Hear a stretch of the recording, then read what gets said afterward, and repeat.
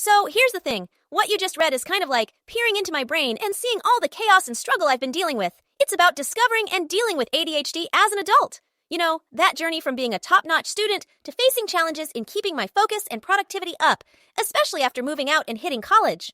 It's funny how things change, right? I used to be that kid who color-coded every binder and turned in homework early.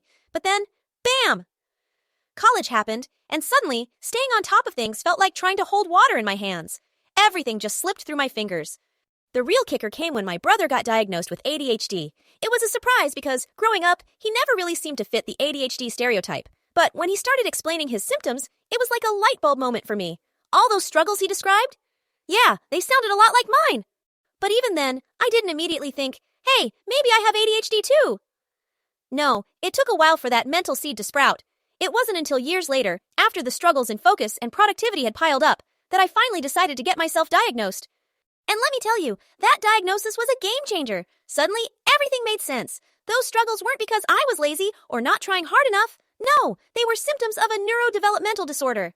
See, there's this misconception about ADHD that it's all about hyperactivity and disruptive behavior. But for me, it was more about focus, organization, and memory. It was like trying to juggle a dozen thoughts at once, except I kept dropping them all.